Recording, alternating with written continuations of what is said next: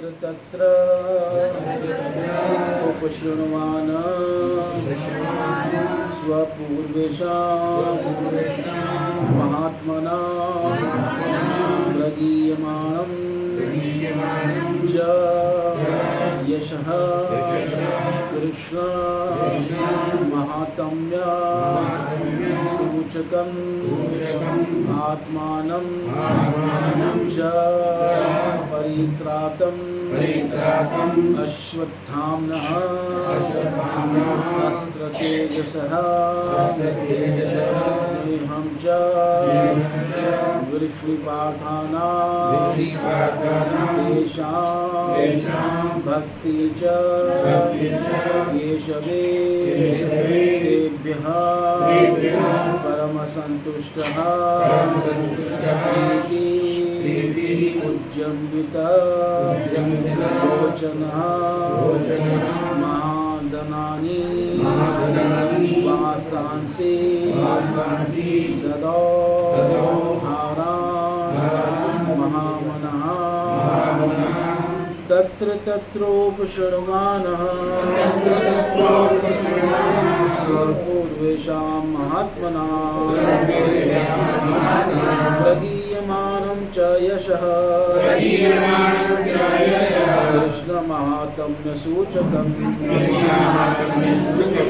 आत्मानं च परित्रातम् अश्वत्थाम्नोऽस्त्रतेजसः स्नेहं च वृष्णिपार्थानां तेषां भक्तिं च केशवे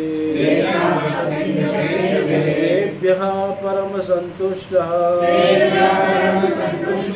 नित्योज्जृम्बितलोचनः महादनानि वासांसि ददौ हारान् महामनः तत्र तत्रोपशृण्वानः स्वपूर्वेषां महात्मना प्रगीयमानं च यशः विष्णुमाहात्म्यसूचकम् आत्मानं च परित्रातम् अश्वत्थाम्नोऽस्त्रतेजसः स्नेहं च वृष्णिपार्थानां तेषां भक्तिं च केशवे तेभ्यः परमसन्तुष्टः नित्योज्जृम्बितलोचनः महादनानि वासांसि ददौ हारान् महामनः तत्र तत्रोपशृण्वान् स्वपूर्वेषां महात्मनां वर्गीयमानं च यशः कृष्णमाहात्म्यसूचकम् आत्मानं च परित्रातम् अश्वत्थाम्नोऽस्त्रतेजसः स्नेहं च वृष्णिपार्थानां तेषां भक्ति च केशवे परम सन्तुष्टः उज्जृम्बितलोचनः महाधनानि वासांसि ददौ हारान् महामनः तत्तर्वोत्तरैश्वर्याणां सर्वपुरुषाणां महात्मनां प्रगीयमानं च महात्म्यसूचकम्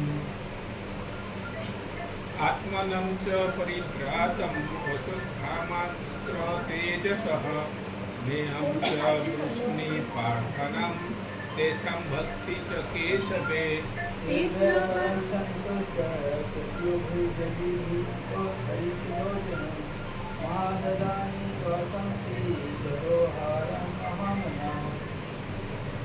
तत्र तत्रोपशृण्वानः स्वपूर्वेषां महात्मना प्रगीयमानं च यशः कृष्णमाहात्म्यसूचकम् आत्मनं च परित्रातम् अश्वत्थाम्नोऽस्त्रतेजसः स्नेहं च विष्णुपार्थानां तेषां भक्ति च केशवे तेभ्यः परम सन्तुष्टः प्रतिलोचनः महाधनेन वासांसि ददौ हारान् महामनः तत्र तत्रोपशृण्वान् स्वपूर्वेषां महात्मनां प्रगीयमानं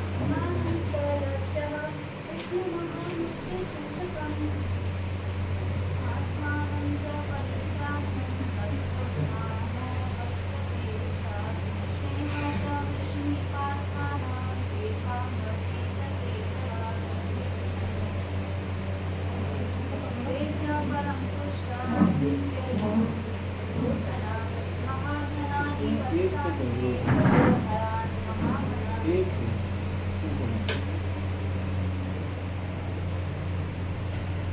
तो उसका शब्दार्थ, अनुवाद और तात्पर्य जगत गुरु श्रील प्रभुपाद महाराज जी के द्वारा श्रील प्रभुपाद महाराज जी की राजा जहाँ कहीं भी जाते उन्हें निरंतर अपने उन महान पूर्वजों का यशोगान सुनने को मिलता जो सभी भगवत भक्त थे तथा भगवान श्री कृष्ण के यशस्वी कार्यों की गाथा सुनने को भी मिलती।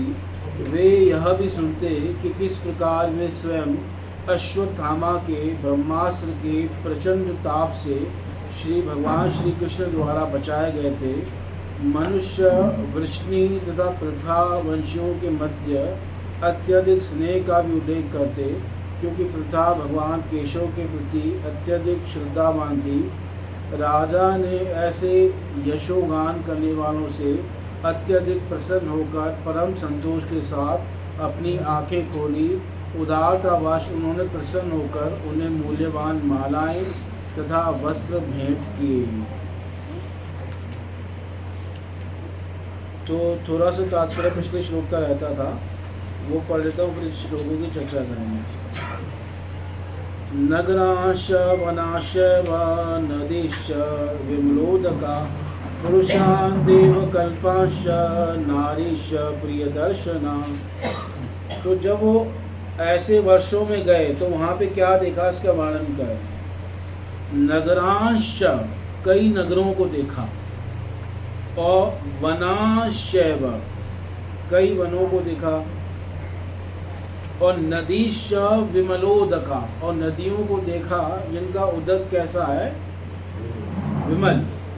उदक मतलब जल, और जल कैसा है, मतलब पवित्र जल है, शुद्ध जल। पुरुषान देव कल्पांश, और पुरुषों को देखा यानी मनुष्यों को देखा जो किसके समान है, देवताओं के समान।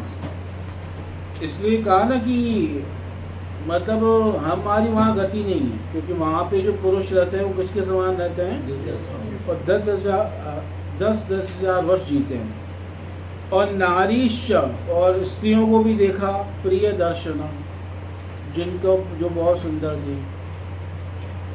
अदृष्ट पूर्वान् सुभगान् सददर्श धनंजय सदनानि च शुभ्राणि नारीश सरसाम निभा। अदृष्ट पूर्वान्, जिनको पहले कभी नहीं देखा था, ऐसे जो हैं लोगों को देखा। सुभगान सददर्श सदनानि च शुभ्राणि, और जो उनके घर थे वो भी बड़े शुभ मंगलमय। और नारीश अप्सरसा निभा, और जो स्त्रियां थी वो किसके समान थी, प्रायः अप्सराओं के समान थी। इस प्रकार से इन वर्षों में ऐसे लोग रहते हैं, ठीक है। मतलब पुरुष देवताओं के समान है, स्त्रियां अप्सराओं के समान है।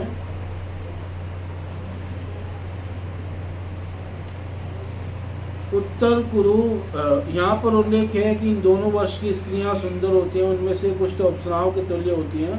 उत्तर कुरु वैदिक भूगोल के अनुसार जम्बू द्वीप का उत्तरी भाग उत्तर कुरु वर्ष कहलाता है। यह तीनों ओर से नमकीन पानी के समुद्र से घिरा है और हिरण्यमय वर्ष से श्रृंगवान पर्वत द्वारा विभाजित होता है। किम पुरुष वर्ष बताया जाता है कि यह वर्ष महान हिमालय पर्वत के उत्तर में स्थित है, जो लंबाई और ऊंचाई में 80,000 मील है और चौड़ाई में 16,000 मील है। विश्व के इन भागों को भी अर्जुन ने जीता था। सभा पर्व 28:1-2। किम पुरुष लोग दक्ष की पुत्र की संतानें हैं। जब महाराज युधिष्ठिर ने अश्वमेध यज्ञ किया तो इन देशों के निवासी भी उस उत्सव में भाग लेने आए थे और उन्होंने सम्राट का यशोगान किया था। विश्व के इस भाग को किम पुरुष वर्ष या कभी कभी हिमवती हिमालय के प्रांत कहा जाता है। कहा जाता है कि श्री सुखदेव गोस्वामी इस हिमालय प्रांत में पैदा हुए थे और वे हिमालय देशों को पार करके भारतवर्ष आए थे। दूसरे शब्दों में महाराज परीक्षित ने संपूर्ण विश्व जीत लिया था। उन्होंने सभी महाद्वीपों की सभी दिशाओं के समस्त सागरों से सटे हुए भाग अर्थात पूर्वी, पश्चिमी, उत्तरी और दक्षिणी भागों को जीत लिया था। तो जब उन वर्षों में गए, यहाँ पे सभी वर्ष किस द्वीप के हैं? जम्बू द्वीप के ही वर्षों में गए। जम्बू द्वीप से बाहर अभी नहीं गए, ठीक है, ऐसा वर्णन नहीं कि जम्बू द्वीप से बाहर गए, जम्बू द्वीप में ही गए। तो तत्र तत्र उपशृण्वान, वहाँ वो उन्होंने सुना। क्या सुना? स्वपूर्वेशाम महात्मनाम, जो अपने पूर्वज थे, जो महात्मा पांडव लोग, उनका विस्तृत यश सुना। प्रगीयमानम च यश, प्रगीयमानम का मतलब फैला हुआ, विस्तृत यश। और किसका यश है? वो पांडवों का यश है, अपने पूर्वजों का यश सुना, है ना। उपशृण्वान, उसको सुना, यानी कि पांडवों का यश इस भारतवर्ष से बाहर भी जो है फैला हुआ है।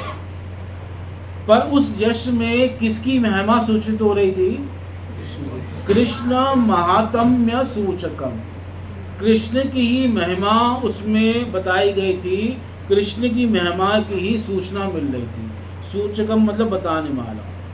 और साथ में अपने बारे में भी सुना, आत्मानम च, और अपने बारे में क्या सुना कि भगवान कृष्ण ने उनकी क्या की? रक्षा की। परित्रातम, परित्रातम का मतलब है रक्षा। और कहाँ से, किससे रक्षा की? अश्वत्थामा अस्त्र तेजस, अश्वत्थामा के अस्त्र के तेज से, यानी ब्रह्मास्त्र के तेज से। और साथ में क्या सुना? स्नेहम च वृष्णि पार्थानाम, पांडवों का और यादवों का आपस में जो स्नेह है वो भी सुना। स्नेहम च, स्नेह भी सुना। स्नेह का मतलब अनुराग, प्रेम। और ये प्रेम किसके बीच में है? यादवों के बीच में, पांडवों के बीच में। और तेषाम भक्ति च केशवे, और इन दोनों की भक्ति किसके प्रति है? कृष्ण के प्रति। यानी यादव भी कृष्ण के भक्त हैं और पांडव भी क्या है? कृष्ण के भक्त हैं। इसे तेषाम षष्ठी विभक्ति बहुवचन है, उन लोगों की, है ना, भक्ति केशवे, यानी केशव में, कृष्ण में सप्तमी है, और भक्तिम द्वितीया में, तेषाम भक्तिम च केशव। तो ये जब सुना रहे थे जो वहाँ के लोग, वहाँ के जो पुरुष हैं, तो उनसे वो बड़े संतुष्ट हुए। तेभ्यः परम संतुष्ट, जो कथा कह रहे हैं, जो सुना रहे हैं, उनसे वो क्या हुए? बहुत संतुष्ट हुए। प्रीत्यः उज्जृंभित लोचन, प्रीति उज्जृंभित लोचन, है ना, प्रेम से उनके नेत्र क्या हो गए? खिल गए, है ना, बहुत ज़्यादा आश्चर्यचकित हो गए। और प्रसन्न होकर उन्होंने क्या दिया? महाधनानी ददौ, है ना, उनको महाधन दिया। वासांसी, उनको कई वस्त्र दिए। और हारान, और हार दिए। हार मतलब पुष्प मालाएं नहीं, सोने की मालाएं, ठीक है ना। ये बस समझना कि फूल की माला पहना दी, है ना। हार का मतलब यहाँ पे क्या है? सोने की माला, ठीक है। हाँ, धन दिया। धन का मतलब वो कागज के धन नहीं, रत्न आदि वगैरह दिए। हाँ, जो पहले जो रत्न आदि चलते थे, है ना, वो धन दिया, वस्त्र दिए और हार वगैरह दिए। क्यों दिए भाई? संतुष्ट थे और कंजूस नहीं थे। इसलिए क्या शब्द आया है? महामना।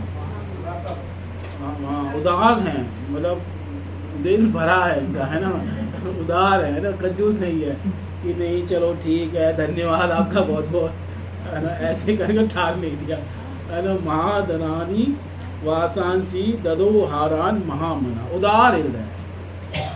तो इस प्रकार से परीक्षित महाराज वहाँ भ्रमण कर रहे हैं और वहाँ सब जो हैं दिशाओं को जीत रहे हैं और उनसे सबसे अपने पूर्वजों का यश सुन रहे हैं, भगवान कृष्ण की महिमा सुन रहे हैं और अपने बारे में भी सुन रहे हैं कि किस प्रकार भगवान ने उनकी रक्षा की अश्वत्थामा के ब्रह्मास्त्र से, और पांडवों और यादवों का आपसी जो प्रेम था उसके बारे में सुना, और उन दोनों की जो भगवान कृष्ण के प्रति भक्ति थी उसके बारे में सुना, और इस प्रकार वो बहुत संतुष्ट हुए, और संतुष्ट होकर उन्होंने क्या दिया उनको? धन दिया, वस्त्र दिए और हार इत्यादि दिए। और इस प्रकार क्योंकि वो विशाल हृदय वाले थे। तात्पर्य, राजाओं तथा राज्य के बड़े बड़े मनुष्य को स्वागत के संबोधनों द्वारा मान दिया जाता है। यह प्रथा अनादिकाल से चली आ रही है। यानी राजाओं का, जो राज्य के अधिकारी होते हैं, उनका क्या किया जाता है? सम्मान किया जाता है। और उसमें भी अगर राजा भक्त हो तो फिर तो कहना ही क्या। महाराज परीक्षित तो विश्व के सम्राटों में से थे, विश्व के विख्यात सम्राटों में से थे। अतएव विश्व के जिन जिन स्थानों में जाते वहीं उनको मान पत्र दिया जाता था। इन संबोधनों के विषय होते थे भगवान श्री कृष्ण। कृष्ण का अर्थ है श्री कृष्ण तथा उनके सनातन भक्त। जिस प्रकार राजा का अर्थ राजा तथा उसके विश्वास पात्र दरबारी गण। यानी कृष्ण अकेले नहीं होते, भक्तों के साथ ही होते हैं। तो इस प्रकार कृष्ण का मतलब है, जैसे राजा कहने से केवल राजा सूचक नहीं होता, राजा कहने से उसकी जो है राज्य भी, उसका खजाना भी, उसके मंत्रिमंडल भी, उसकी सेना भी, ये सब राजा पद के अंदर आते हैं। ऐसे नहीं एक राजा था पर न सेना थी, न राज्य था, न कोष था, पर राजा था। ये क्या बात हुई भाई? फिर क्या का राजा था वो? फिर तो नाम मात्र का राजा था, है ना? ठीक है।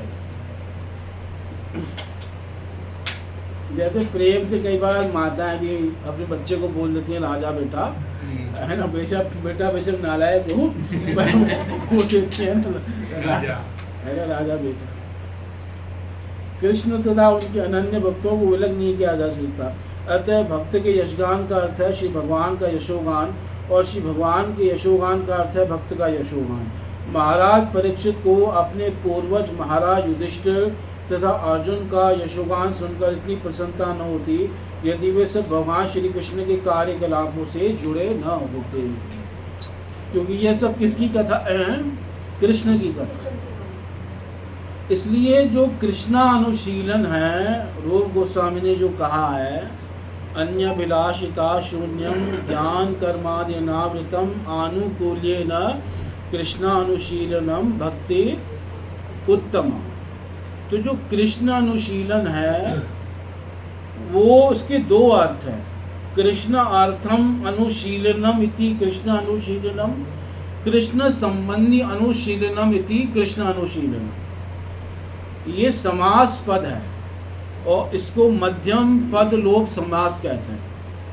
मतलब मध्यम पद का लोप हो जाता है तो उसका अर्थ होता है, अगर इसका विग्रह करेंगे तो कृष्ण अर्थम अनुशीलनम कृष्ण अनुशीलनम होगा कि कृष्ण के लिए जो क्रियाएं की जाएं, जो चेष्टाएं की जाएं मन वाणी के द्वारा, शरीर के द्वारा, वो कृष्ण अनुशीलन है। और दूसरा इसका अर्थ होगा, एक अर्थ और है, दो अर्थ है समास के, कृष्ण संबंधी अनुशीलन। तो कृष्ण के जो संबंधी हैं, यानी कृष्ण के भक्त, कृष्ण का धाम, कृष्ण के जो है ग्रंथ भागवत इत्यादि, जब इनका अनुशीलन किया जाता है तो वो भी क्या होता है?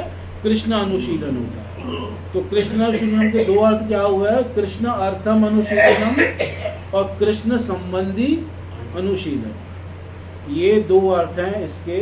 इसको मध्यम पद लोप समास कहते हैं, है ना? ये कृष्ण अनुशीलनम ये समास पद है और समास का विग्रह किया जाता है। तो विग्रह करेंगे यानी अलग अलग करेंगे तो क्या पद बनेगा? कृष्ण संबंधी अनुशीलन या कृष्ण अर्थम अनुशीलन। अब तो अनुशीलन का मतलब होता है, शील धातु है जिसका मतलब होता है कि बारंबार किसी चीज का अभ्यास करना। अनु का मतलब बारंबार, और किसी भी क्रिया का अभ्यास करना, किसी चेष्टा का अभ्यास करना, वो अनुशीलन है। और कृष्ण की लिए या कृष्ण से संबंधित जो कार्य हैं उनका बारंबार अभ्यास करना, ये अनुशीलन है। जैसे कोई भगवान कृष्ण का जप कर रहा है तो क्या कर रहा है? अभ्यास कर रहा है बारंबार। कोई कृष्ण का कीर्तन कर रहा है तो क्या कर रहा है? अभ्यास कर रहा है। कोई कृष्ण की कथा सुन रहा है, कोई मंदिर में झाड़ू लगा रहा है, कोई किसी प्रकार का भी कार्य कर रहा है वो सब क्या माना जाएगा? कृष्ण अनुशील। बारंबार किसी भी क्रिया को करना क्या कहा जाता है? शीलनम। और शीलनम के साथ अनु लगा दिया जाए तो उसका मतलब बारंबार करना, बार बार उसको रिपीट करना। ऐसे नहीं एक बार हमने भक्ति की थी बचपन में उसके बाद हमने छोड़ दी, ऐसे नहीं होता है ना। या हमारे गुरुजी पहले बहुत भक्त थे, पहले बहुत तपस्या की है, और आजकल क्या कर रहे हैं? आजकल ताश खेलते हैं। ऐसे नहीं होता, ठीक है। मतलब भक्ति चलती रहती है ना, ऐसे नहीं है कि आज ताश खेल। अरे कई बार लोग ऐसे कहते हैं कि अरे पहले हम बहुत भक्त थे, तो अब क्यों नहीं हो भाई? क्योंकि कृष्ण अनुशीलन लगातार चलता रहता है। और ये अनुशीलन में पर एक जो है और विशेष चीज जुड़ी हुई है, ये अनुशीलन कैसा होना चाहिए? आनुकूल्येन, प्रतिकूल भाव से नहीं होना चाहिए। प्रतिकूल भाव से तो कंस भी कर रहा है। कंस जितना कृष्ण के बारे में सोच रहा है, अनुशीलन कर रहा है, उतना कोई करेगा? हमेशा कर रहा है। यहाँ जरासंध कर रहा है, शिशुपाल कर रहा है, दंतवक्र कर रहा है। तो ये कैसा अनुशीलन होना चाहिए? अनुकूल, हमारी अनुकूल नहीं, कृष्ण के अनुकूल। कई बार लोग कहते हैं हमारे अनुकूल हो, नहीं हमारे अनुकूल नहीं। किसके फेवर में होना चाहिए? कृष्ण में। तो वो उत्तमा भक्ति है। तो इस प्रकार से कह रहे हैं कि ये अनुशीलन जो नित्य चलता रहता है। तो वही बात यहाँ पे बता रहे हैं कि भगवान, इसलिए अब कोई कहे कि भाई कोई मान लो अपने गुरु महाराज का अनुशीलन कर रहा है, तो वो उत्तमा भक्ति नहीं होगी, होगी। क्योंकि कृष्ण अनुशीलन में क्या एक व्याख्या की गई?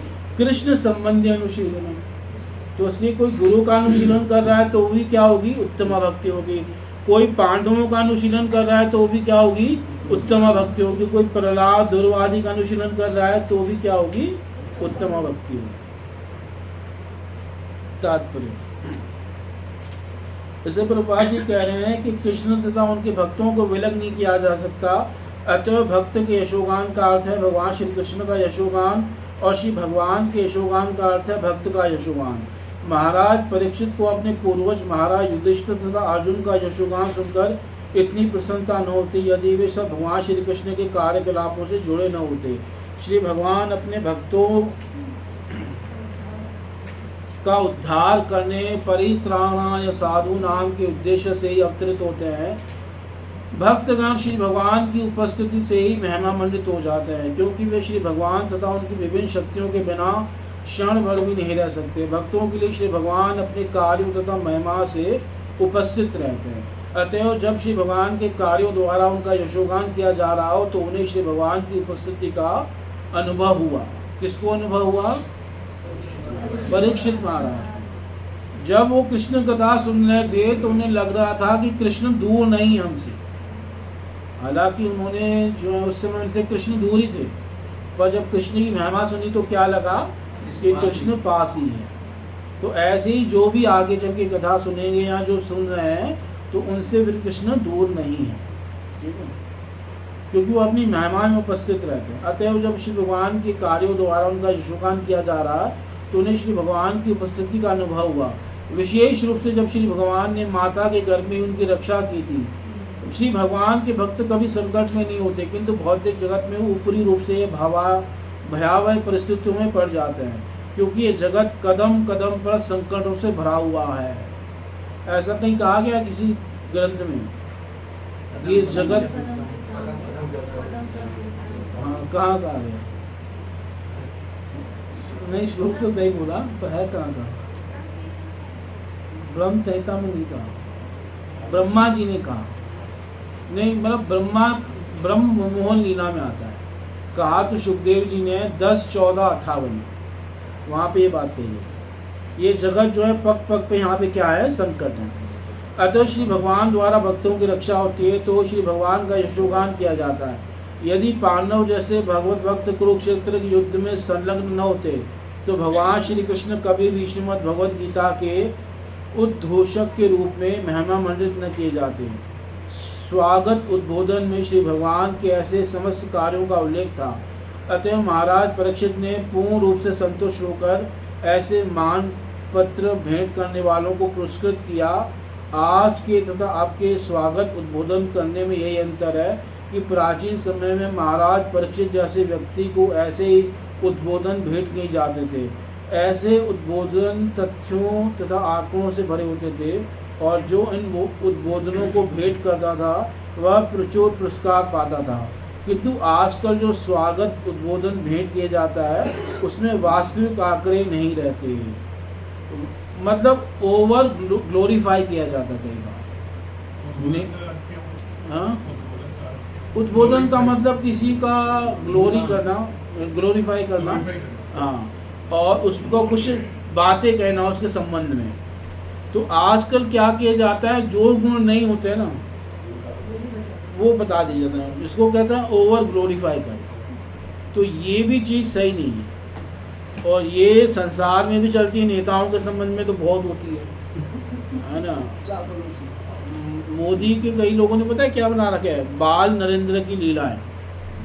हाँ, कविताएं बना रखी है, बाल नरेंद्र। एक बार मगरमच्छ को पकड़ के ले आए थे नदी से, है ना, ऐसी कई बना रखी लोगों ने। हाँ, कई चापलूस हैं भाई ऐसे। हाँ, यहाँ से बना देते हैं, ये 40 वो 40, तो बाल नरेंद्र ने, है ना, तो ऐसी कई लीलाएं की थी, मंदिर बना देते हैं। तो इस प्रकार से जैसे बीच में नहीं चला था हर घर घर मोदी, हर हर मोदी, तो हर हर महादेव होता भाई, हर हर मोदी नहीं होता, है ना। तो इसलिए इसको क्या कहते हैं, ओवर ग्लोरीफाई करना किसी व्यक्ति विशेष को। संदीप पात्रा जो पुरी से है वो बोले मोदी जी जगन्नाथ के अवतार हैं। हाँ, ऐसे कहते हैं कि विष्णु के अवतार हैं, जगन्नाथ जी के अवतार हैं। हाँ, ऐसे नेता वो कहते हैं कि उनके जो हैं, और उनका जो एक पूरा वो चलता है ना, क्या कहते हैं, मीडिया, वो पूरी एक टीम बैठी होती है जो उनकी इमेज को सुधारती रहती है ना। और ऐसी एक टीम बैठी है जो राहुल गांधी की इमेज को क्या करती रहती है, सुधारती रहती है। और बेचारा जितना मर्जी सुधारे, वो जब मुंह खोलता है सारी इमेज बर्बाद कर देता है। राहुल गांधी अगर चुप रहे ना तो ज़्यादा अच्छा लगेगा। अरे वो मुंह खोलती ही सारी, है ना, इमेज खराब कर देता है। तो कई बार भक्तों की समाज में भी होता है, भक्तों को भी बहुत ज़्यादा ओवर ग्लोरीफाई कर देते हैं, तो वो चीज़ नहीं होनी चाहिए, उसमें ध्यान देना चाहिए। तो आगे कहना प्रभु जी, वह किसी पदाधिकारी को प्रसन्न करने हेतु भेंट किया जाता और प्रायः चापलूसी से भरा रहता, और शायद ही ऐसे मान भेंट करने वाला कभी कोई पुरस्कार पाता हो। तो उस प्रकार से जो है, मतलब ज़्यादा किसी को ओवर ग्लोरीफाई नहीं करना चाहिए और ये ध्यान देना चाहिए, और न भक्तों के समाज में ये होना चाहिए। आगे, सारथ्य पार्षद सेवन सख्य दौत्य वीरासनानुगमन स्तवन प्रणामान स्निग्धेषु पाण्डुषु जगत् प्रणतिं च विष्णु भक्तिं करोति निर्पति शरणारविंदे। महाराज परीक्षित ने सुना कि जिन भगवान श्री कृष्ण अर्थात विष्णु की आज्ञा का पालन समस्त जगत करता है, उन्होंने अपनी अहेतु की कृपा से पांडु के विनीत पुत्रों की उनकी इच्छा अनुसार सभी प्रकार से सेवाएं की, जिसमें वे सारथी बनने से लेकर अग्र पूजा ग्रहण करने तथा दूत बनने, मित्र बनने, रात्रि में रक्षक बनकर सेवाएं करने के कार्यकलाप सम्मिलित हैं। उन्होंने सेवक की तरह पांडवों की आज्ञा का पालन किया तथा आयु में छोटों की तरह उन्हें प्रणाम किया। जब महाराज परीक्षित ने यह सब सुना तो श्री भगवान के चरण कमलों की भक्ति से अभिभूत हो उठे। अब भगवान कृष्ण के किए गए उपकारों, उनकी सेवाओं को उन्होंने सुना कि भगवान पांडवों के क्या क्या बने। तो सबसे पहले कह रहे हैं सारथ्य, भगवान पांडवों के क्या बन गए, सारथी बन गए। और पार्षद, पार्षद वैसे दूसरी तरीके से लिखा जाता है पर इसमें ऐसे लिखा गया है ना, अलंकारी भाषा ये। पार्षद का मतलब है उनके सभासद बन गए। युधिष्ठिर महाराज की सभा के एक सदस्य थे कौन, भगवान कृष्ण। सेवनम, माना उनकी कई प्रकार की भगवान क्या करते थे, सेवा करते थे। सख्य, उनके भगवान क्या बन गए, सखा बन गए। दौत्य, यहाँ तक कि उनके दूत बन के गए। जो भगवान शांति का संदेश लेके गए थे तो भगवान क्या बने थे, दूत बन गए, युधिष्ठिर महाराज के दूत बने थे।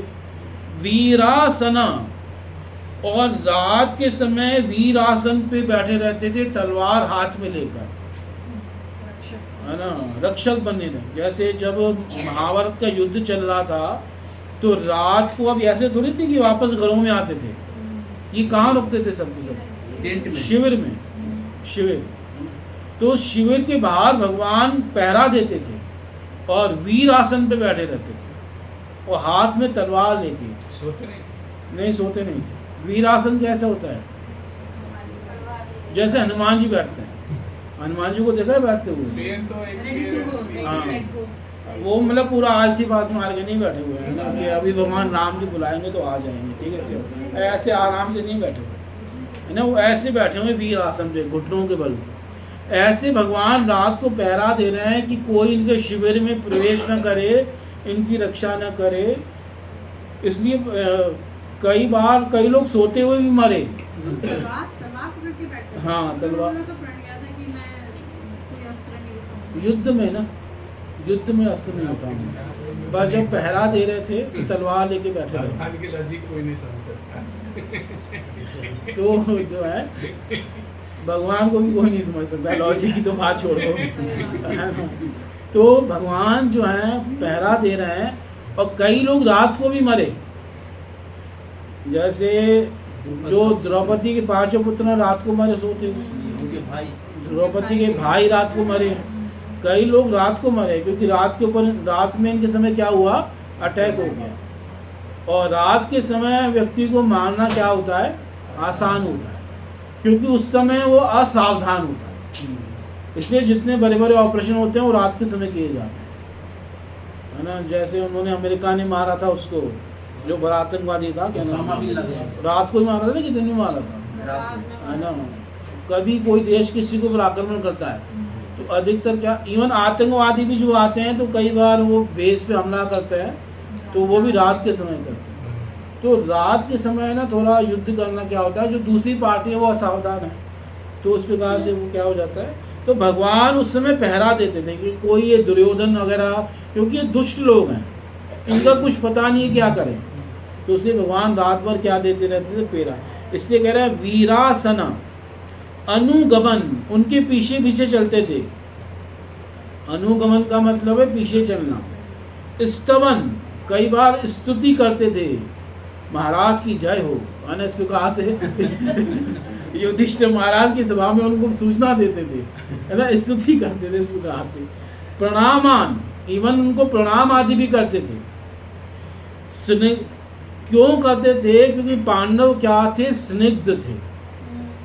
स्निग्ध मतलब स्नेहर पत्र। प्रेम से स्निग्ध, प्रेम से स्निग्ध थे। यानी स्निग्ध का मतलब होता है जैसे कोई चीज जो है ना चिकनी हो, हाँ, ऐसे प्रेम से उनका हृदय था, रूखे नहीं थे, है ना, कि प्रेम प्रेम कुछ नहीं है, रूखे हैं। कई लोग होते हैं ना रूखे, ऐसे करो बात करो तो लगता है लड़ाई करने आ जाएंगे। हाँ, तो प्रेम था उनके अंदर। तो स्निग्धेषु पांडुषु जगत प्रणतिम, भगवान ने पूरे जगत को पांडवों के सामने झुका दिया। पांडुषु, पांडवों के प्रति, सप्तमी बहुवचन है, जो कि स्निग्ध है, उनके प्रति जगत की क्या करा दी भगवान ने, प्रणति, यानी सारा जगत किसके सामने झुका दिया, पांडवों के सामने। और ये जब सुना तो विष्णुर भक्तिम करोति निरपति चरणार विंदे, विष्णु चरणार विंदे, विष्णु शब्द षष्ठी विभक्ति का है कि विष्णु के चरणार विंद में परीक्षित की भक्ति और क्या हो गई, बढ़ गई, है ना। भक्तिम करोति यानी उनकी भक्ति की और वृद्धि हो गई। निरपति यानी परीक्षित की विष्णु के चरण कमलों के प्रति, विष्णु का मतलब यहाँ कृष्ण है, कृष्ण के चरण कमलों के प्रति क्या हो गई, उनकी भक्ति और ज़्यादा बढ़ गई। क्योंकि जब उन्होंने देखा कि कितनी स्नेह है भगवान का, कितनी करुणा है, कितनी कृपा है, और हमारे पूर्वजों के प्रति उन्होंने कितनी कृपा की है, उन्होंने क्या क्या कार्य नहीं किया कि भगवान उनके सारथी बन गए हैं। अर्जुन जैसे कह रहा है भगवान वैसे रथ चला रहे हैं। इस प्रकार से सारथी का कार्य बड़ा मुश्किल होता है ना। क्योंकि अधिकतर योद्धा लोग है ना, जब आक्रमण करते हैं तो ऐसा नहीं कि सारथी पर आक्रमण नहीं करते, सारथी पर भी आक्रमण कर देते हैं। हाँ, रथ को भी तोड़ देते हैं। इसलिए भीष्म पितामह ने कई बाण कृष्ण के ऊपर भी चलाए थे और उनकी जो कवच था वो भी तोड़ दिया था भीष्म पितामह। तो भगवान ने ये सब सहन करके भी क्या किया, अर्जुन की रक्षा की। और सारथी का काम होता है जो योद्धा है उसको बचाना, है ना, उसको बचाना, उसका उत्साह बढ़ाना। ऐसा नहीं कि सारथी ऐसा हो अरे तुम क्या युद्ध कर पाओगे, सामने देखो इतने तगड़े लोग हैं। तो युद्ध बढ़ाया जाता है, उत्साह बढ़ाया जाता है कि ऐसा नहीं जो भाई वो प्लेन चला रहा हो वो ही उत्साह डाउन कर दे, ऐसा नहीं होता। हाँ, कर्ण के साथ ऐसा होता था। कर्ण ने जिसको सारथी बनाया था शल्य, तो शल्य जो बार बार उसको जो है मोरल डाउन करता रहता था। पहले उत्साह बढ़ाने की बजाय वो उसको डाउन करता रहता। तो उसने सोचा कि गलती कर दी, इसको सारथी बना दिया। तो भगवान ऐसे नहीं थे, पर भगवान अर्जुन की रक्षा भी कर रहे हैं। कई बार कोई बहुत ऐसा बाण चलाता था जो अर्जुन की गर्दन काट दे, तो भगवान अपना वजन बढ़ा के रथ को नीचे कर देते, और रथ नीचे होता था तो जो गर्दन में लगना था वो कहाँ लगता था, मुकुट पे लगता था, और अर्जुन की क्या हो जाती थी, रक्षा हो जाती। मतलब कई बार अर्जुन नीचे उतर जाता था। भाई योद्धा रथ से नीचे उतर जाए, कोई भी उसके ऊपर क्या कर सकता है, प्रहार कर सकता है। पर भगवान सबकी बुद्धि को ऐसे मोहित कर देते थे कि अर्जुन नीचे खड़ा है और कोई उसके ऊपर प्रहार कर ही नहीं रहा। मतलब भगवान देखो कृपा करने पे आए तो आपके ऊपर कैसे कृपा कर सकते हैं कि सबकी बुद्धि को घुमा सकते हैं, और सब सामने हो तब भी कोई कुछ नहीं कहेगा, अरे ये नहीं हो रहा वो नहीं हो रहा, है ना, बुद्धि घुमा देंगे भगवान। मतलब भगवान इतनी कृपा करते हैं।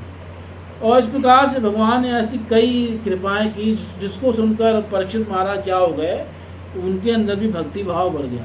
इसलिए भगवान की कथाओं को सुनने से भगवान के प्रति प्रेम क्या होता है, बढ़ता है। जैसे परीक्षित महाराज के यहाँ पे बढ़ गया। तात्पर्य, भगवान श्री कृष्ण पांडवों जैसे अनन्य भक्तों के लिए सर्वस्व है। उनके लिए परमेश्वर, गुरु, आराध्य देव, पथ प्रदर्शक, सारथी, मित्र, सेवक, दूत तथा जो कुछ भी सोचा जा सकता है वह सब कुछ थे। इस प्रकार श्री भगवान ने भी पांडवों की भावनाओं का प्रतिदान किया। श्री भगवान की शुद्ध भक्त के रूप में महाराज परीक्षित श्री भगवान द्वारा अपने भक्तों की भावनाओं के दिव्य आदान प्रदान का महत्व समझ सकते थे, और इस प्रकार वे स्वयं श्री भगवान के आचरण से अभिभूत थे। मात्र अपने शुद्ध भक्तों के साथ श्री भगवान के आचरण के महत्व को समझ लेने से ही मोक्ष प्राप्त किया जा सकता है। यद्यपि भक्तों के साथ श्री भगवान के आचरण सामान्य मानवीय आचरण जैसे प्रतीत होते हैं, लेकिन जो उन्हें यथार्थ रूप में समझता है वह तुरंत ही भगवत धाम जाने हेतु सुपात्र बन जाता है। पांडव जन भगवान की इच्छा के प्रति इतने विनीत थे कि वे श्री भगवान की सेवा में कितनी शक्ति लगा सकते थे, और ऐसे अनन्य संकल्प से वे इच्छित रूप में श्री भगवान की कृपा के पात्र बन सके थे। तो इस प्रकार से एक घटना और घटी। परीक्षित महाराज जब इस समय दिग्विजय के लिए निकले थे तो उसका वर्णन करना। मूल जो प्रसंग है अब उस पर आ रहे हैं। मूल प्रसंग क्या था इस अध्याय का? कलयुग का दमन क्यों किया, कलयुग का दमन कैसे किया। तस्येवं वर्तमानस्य पूर्वेषां मृत्युमन्वहम् नाति दूरे किलाश्चर्यं यदासीत् तन्निबोध मे। अब तुम मुझसे वह घटना सुन सकते हो जो तब घटी जब महाराज परीक्षित अपने पूर्वजों की उत्तम वृत्तियों के विषय में सुनते हुए तथा उन विचारों में डूबे हुए अपने दिन बिता रहे थे। तस्य एवं वर्तमानस्य, एवं वर्तमानस्य, इसी प्रकार जब उनका वर्तमान चल रहा था, किस प्रकार वो अपने पूर्वजों की महिमा क्या कर रहे थे, सुन रहे थे। पूर्वेशाम वृत्तिम अनुहम, अनुहम का मतलब है प्रत्येक दिन उनकी वृत्ति को सुन रहे थे। वृत्ति मतलब उनके कार्यकलाप थे, और कार्यकलाप का मतलब है जो भगवान कृष्ण के उनके साथ संबंध है उसको। तो पास में उनकी शिविर के, कहीं उनका शिविर था तो नाति दूरे, उसके पास नहीं, बहुत दूर नहीं, किल आश्चर्यम, एक आश्चर्यपूर्वक घटना घटी। यद आसीत, जो हुआ, तन निबोध में, वो मैं बता रहा हूँ, तुम उसको मुझसे क्या करो, सुनो। किसको कहना है सुनने के लिए? सूत गोस्वामी नमस्ते नमस्ते। कथा कौन सुना रहे हैं? सूत गोस्वामी कह रहे हैं शौनक ऋषि, परीक्षित महाराज जो गए हैं ना। यद आसीत तन निबोध में, जो हुआ, आसीत मतलब जो हुआ, हुआ था, ये भूतकाल का लकार है ना। तन वह, मैं निबोध, उसको मुझसे सुनो अथवा समझो। तो क्या घटना घटी सुनिए, आप लोग मुझसे सुनो, ठीक है। धर्म पदे के न चरन विच्छायाम वलभ्यगाम पृच्छति समश्रुवग्नाम विवस्सामिव मातरम। साक्षात धर्म बैल के रूप में विचरण कर रहा था, उसे गाय के रूप में साक्षात पृथ्वी मिली, जो ऐसी माता के समान शोकग्रस्त दिखाई पड़ी, जो अपना पुत्र खो चुकी थी, और उसकी आंखों में आंसू थे, और उसके शरीर का सौंदर्य उड़ गया था। धर्म ने पृथ्वी से इस प्रकार प्रश्न किया, तो उन्होंने क्या दृश्य देखा? ये दृश्य किसी और ने नहीं देखा। ये दृश्य घटा, इस पृथ्वी में घटा, पर उसको देखा किसने? केवल परीक्षित महाराज अपने योग नेत्रों से। ये सामान्य जनों के लिए दृश्य नहीं था। और दृश्य क्या था? धर्म एके न पदे न चरण। धर्म जो है एक ही पैर से क्या कर रहा है? चरण, विचरण कर रहा है। और धर्म किसके रूप में है? बैल के रूप। सामान्यतः बैल के 4 चरण होते हैं, पर यहाँ कितने चरण हैं? एक, है ना। एके न पदे न चरण, या पदा चरण, है? सच्चाई का होता ना। हाँ, धर्म के 4 चरण कौन कौन से बताए गए हैं? सत्य, पवित्रता, दया और तपस्या, है ना। पवित्रता खत्म होती है कैसे?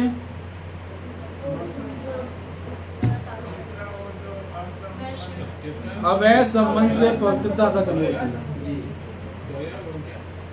बता रहा हूँ, सुनो, दोबारा सुनो। इनको क्या कहते हैं? 4 चरण। अवैध संबंध से क्या खत्म होती है? पवित्रता। नशा करने से क्या खत्म होता है? तपस्या। ठीक है, शुद्ध और पवित्र बार बार क्यों बोल लो, एक बार बोल तो दिया, ठीक है। नशा करने से क्या खत्म होता है? तपस्या। और मांसाहार करने से क्या खत्म होती है? दया। और गैम्बलिंग करने से, जुआ इत्यादि खेलने से सत्यता, सट्टा खेलने से, मटका खेलने से। हाँ, पहले एक मटका भी चलता था, आप शायद नहीं जानते होंगे। एक जुआ होता था, लॉटरी भी चलती थी पहले तो। अभी नहीं, पहले तो दिल्ली में दबा के लॉटरी चलती थी, और नाम भी उनके सब क्या होते थे? भगवान के ऊपर, जय दुर्गे, हरिओम, ये सब नाम होते थे। हाँ, ऐसे नाम होते थे, है ना। और उनका हर कोई मतलब रिजल्ट निकलता था। तो इस प्रकार से, और लोग ऐसे लत लग गई थी ना कि मतलब चाहे औरतें हों चाहे आदमी हो, सारा दिन वो काउंटर पे बैठे हैं और वो लॉटरी खेल रहे हैं। हर आधे घंटे में एक लॉटरी का नंबर निकल रहा है, और सारा दिन वहीं बर्बाद कर रहे हैं। भी खाते रहते थे। हाँ, वो एक ये होती थी, चार्ट होता था, उससे वो घंटों घंटों सोच के नंबर निकालते रहते थे। हाँ, आज ये खिला, हाँ, ताश वगैरह से मिलते हैं, गैम्बलिंग वगैरह सब उसमें। प्रभु जी, इसमें जो लीला थी, जो कलयुग की और पृथ्वी की, ये भी भगवान की इच्छा थी, परीक्षित महाराज साहब। हाँ, कभी जो एक फूल का चढ़ा था वो कौन सा फूल? हाँ, एक जो चरण बचा हुआ है वो कौन सा चरण है? सत्यता। सत्यता बची हुई है। थोड़ी थोड़ी मतलब कई बार ये भी कहा जाता है कि चारों चरण हैं तो चारों चरण 75% खत्म हो गए और चारों चरण 25% बचे हुए हैं। तो कई बार इसको क्या कहा जाता है? एक चरण कहा जाता है कि 25% तपस्या है, 25% दया है और 25% सत्यता है और 25% चौथा क्या बताया था? पवित्रता। यहाँ कई बार कहा जाता है कि एक ही चरण बचा है और वो क्या है? सत्यता का। थोड़ी बहुत सत्यता व्यवहार में भी दिखाई देती है ना। जैसे मतलब कई जगह दिखाई देती है कि लोग पहले काम करते हैं उसके बाद पैसे लेते हैं। अब सत्यता है तभी तो ऐसा हो रहा है ना। जैसे कोई आपके घर में आया सर्विस करने के लिए, उसने सर्विस कर दी तो उसको भरोसा है कि आप उसे क्या दे दोगे? पैसे दे दोगे, है ना। आप दुकान पे गए, आपने पैसे दिए पहले, उसने फिर सामान दे दिया, आपको विश्वास है कि सामान दे देगा। तो ये थोड़ी बहुत सत्यता भी व्यवहार में क्या है? बची हुई है ना। ऐसे नहीं भाई ट्यूशन किसी ने पढ़ाई तो 1 महीने के बाद आपने क्या दे दी? फीस दे दी। कई बार पहले भी ले लेते हैं। तो इस प्रकार से जो है तो इस प्रकार से कुछ सत्यता बची हुई है व्यवहार में। तो धर्म जो है एक चरण से उच्चारण कर रहा है और साथ में पृथ्वी को देखा। पृथ्वी को कैसे देखा? किस रूप में? गाय के रूप गाय रूप में। और वो कैसी लग रही है? विच्छाया। विच्छायाम का मतलब है कांतिहीन। छाया का मतलब कहता है कांति, और कांति से क्या लग रही है? हीन। कांति से हीन का मतलब मुरझाई हुई, उसका कोई तेज नहीं है, कोई सौंदर्य नहीं है। विच्छायाम उपलभ्य गाम। और पृच्छति, पृच्छति यानी प्रश्न कर रहा है। पृच्छति शब्द जो है ये क्रियावाचक है और ये क्रियावाचक जो है कर्म पद के साथ जुड़ेगा, कर्म और कर्ता पद के साथ जुड़ेगा। और कर्ता पद कौन है श्लोक में? हाँ, कर्ता कौन? सुन रहे हैं।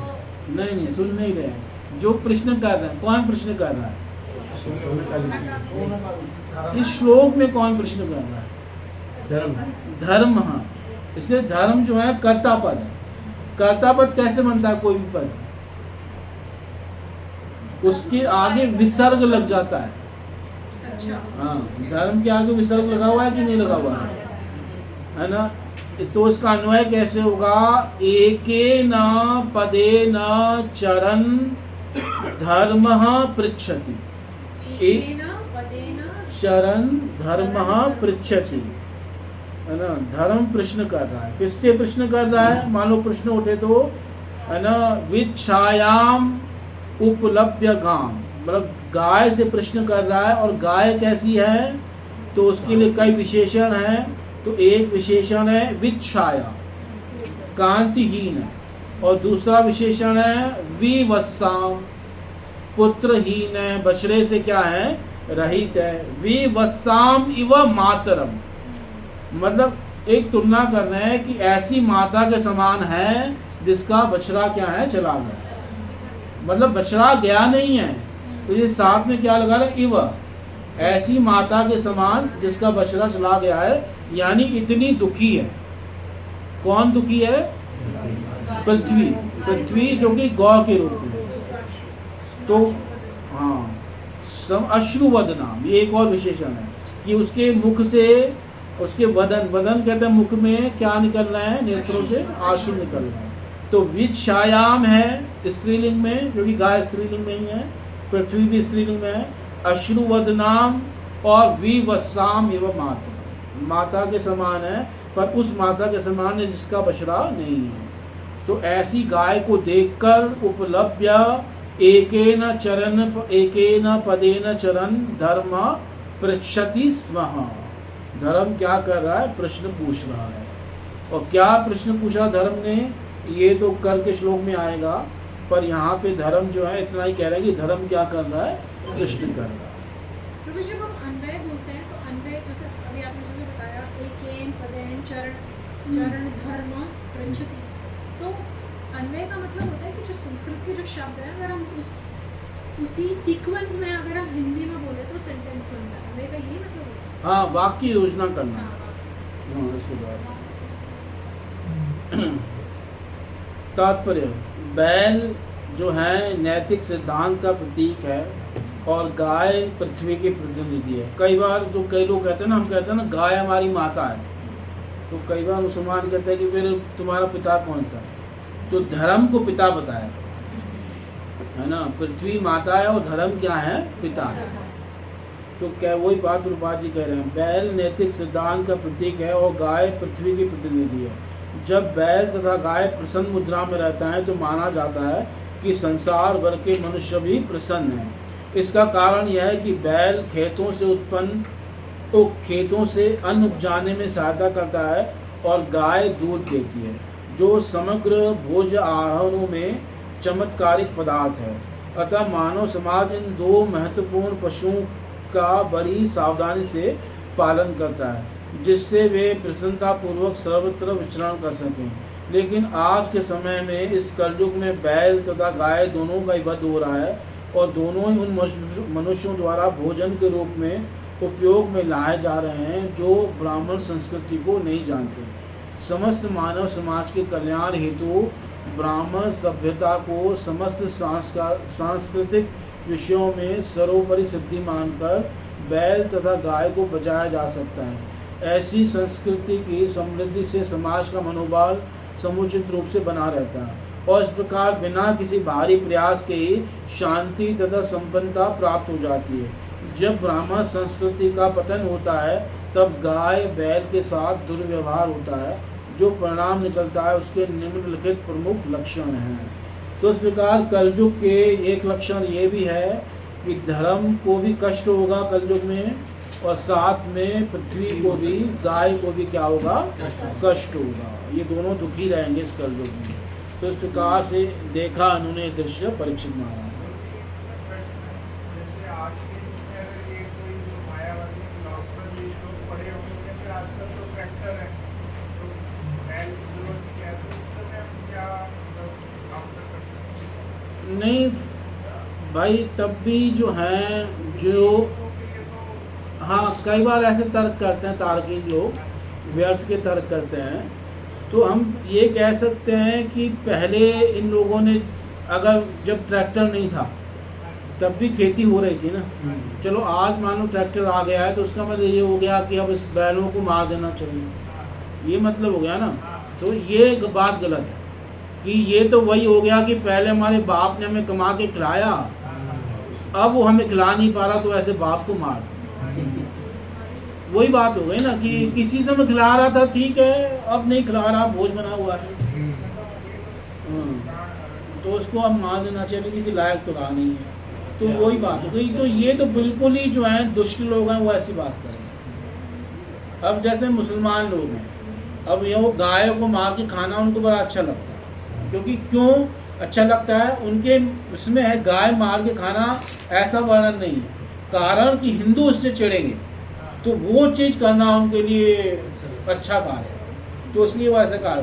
जबकि उनके पैगंबर जब अरब में थे तो वहाँ कहाँ गाय वगैरह होंगी, जहाँ रेगिस्तान है वहाँ तो ऊँट वगैरह ही खा सकते होंगे ज़्यादा से ज़्यादा, है ना। तो ये उनके मजहब में नहीं है, पर फिर भी मुसलमान गाय क्यों खा रहा है? क्योंकि हिंदू इससे क्या होगा? चिढ़ेगा। हाँ, तो हिंदू जिससे चिढ़ेगा वो उन कार्य उनके लिए वो कार्य करना है। जैसे कुरान में भी या कहीं भी मांस खाना, काटना या हत्या करना कोई लिखा हुआ नहीं? नहीं है, वो तो लिखा हुआ है, खाना वाला सब लिखा हुआ है, पर मैं कह रहा हूँ गाय का लिखा हुआ ऐसा नहीं, क्योंकि उन बलि का लिखा, बलि के बारे में है, लेकिन बलि का भी जब वो उनके पैगंबर वगैरह थे ना, तो जब उन्होंने कहा कि मैं सपने में गिरा दिया बलि हो, तो उन्हें जो है उनकी या किसी की बलि देनी चाहिए। नहीं, उनके ये नहीं जो है आपने जो जब से सबसे प्रिय उनके में देखो जो है पुत्र है, नहीं, उनके में सिर्फ दारू पीना नहीं है, बाकी मांसाहार चलता है दबा के। इवन उनके में तो ये भी लिखा हुआ है कि आप जो व्रत रोजा रखते हो उसके बाद भी आप शाम को वो जब वो करते हो ना, क्या कहते हैं उसको, इफ्तारी, तो उसमें मांस खा सकते हैं, उसमें उनमें मना नहीं। ये तो दिन भर कसाई का काम करते हो, व्रत रखते हैं। हाँ, तो उनमें अलाउ है ना, उनमें मना नहीं है। ठीक है, हरे कृष्ण। ग्रंथ राज श्रीमद् भागवतम की जगत गुरु श्रील प्रभुपाद महाराज जी की पिताई गौर प्रेमानंद। धन्यवाद करें भाई जान। हरे कृष्णा कृष्णा कृष्णा हरे हरे हरे राम राम राम हरे। भक्त प्रभु जी की जय। श्री प्रभुपाद जी की जय। कल करनी है क्लास? कल वो है ना नर्सिंग या होगा ना यहाँ पर।